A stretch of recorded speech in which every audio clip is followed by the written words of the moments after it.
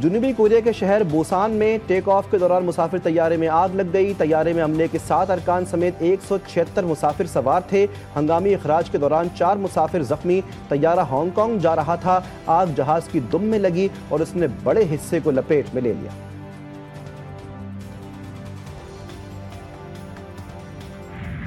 कोई आपका chief minister साहब से शिकायत है, मुझसे कर ले। कहीं और जाना और चुगली करना की कोई जरूरत नहीं है। हम आपके पार्टनर्स बनना चाहते हैं। हम चाहते हैं कि आप सिंध हुकूमत को अपने मुखालिफ नहीं, अपना साथी समझे, पीपल्स पार्टी को ओन करें। हम चले दूध से तुले हुए नहीं हैं, लेकिन अच्छे हैं भाई। मैंने लंबा इनिंग खेलना है। हम आपको मायूस नहीं करेंगे।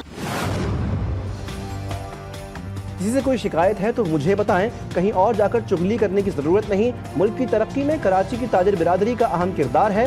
ताजिर बिरादरी के साथ मिलकर मसाइल का हल निकालेंगे। चेयरमैन बिलावल भुट्टो का कराची में ताजिरों और सनतकारों से खिताब। कहा कि ताजिर बिरादरी के मसाइल को हम सब जानते हैं। आज कराची में भत्ता नहीं मांगा जा रहा, धमकियां नहीं मिल रही, मजदूरों को हड़तालों और जलसों में शरीक करना बंद हो चुका। विफाक को निशाना बनाते हुए बोले, ये कैसी हुकूमत है जो आइन को नहीं मानती। इस्लामाबाद में फैसले लिए जाते हैं, टैरिफ सेट किए जाते हैं।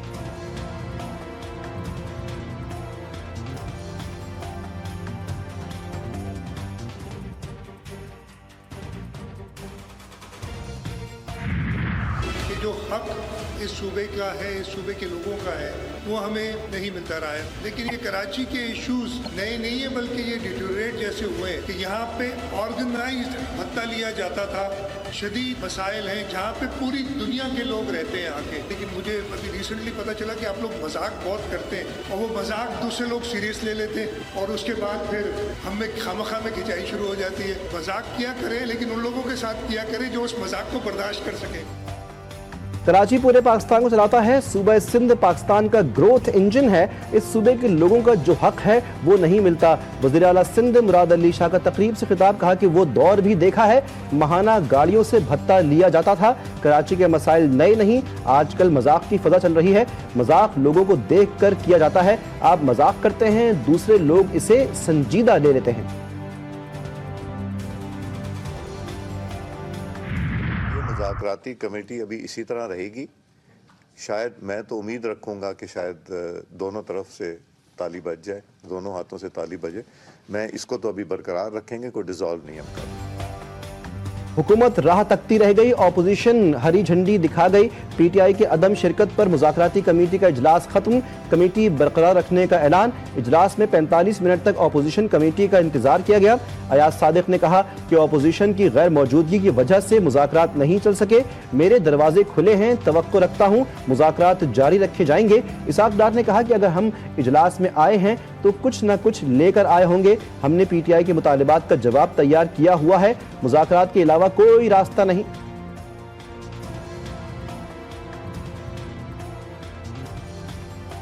ऑपोजिशन जो है वो वापस इस कमेटी में स्पीकर साहब को राब्ता करेगी और फिर स्पीकर साहब को नई डेट तय करेंगे और हम फिर बैठ के उसमें उनके सवालों के जवाब भी देंगे और वे फॉरवर्ड भी बताएंगे कि क्या हो सकता है।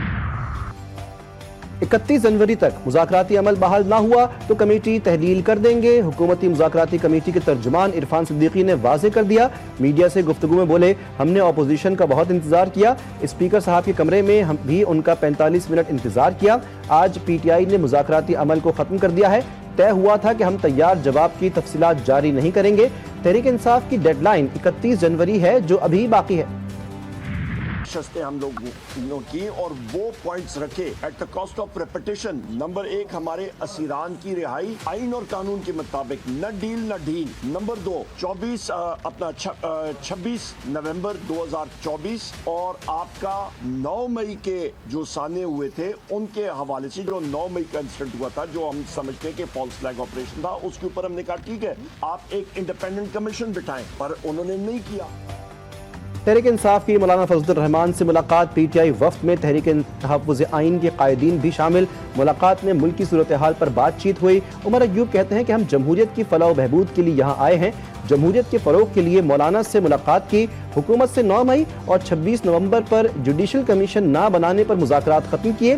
कामरान मुर्तज़ा बोले, पीटीआई JUI के जो राब्ते रुक गए थे बहाल हुए हैं। पीटीआई से इलेक्शन कमीशन से मुताल्लिक़ मुशावरत हुई।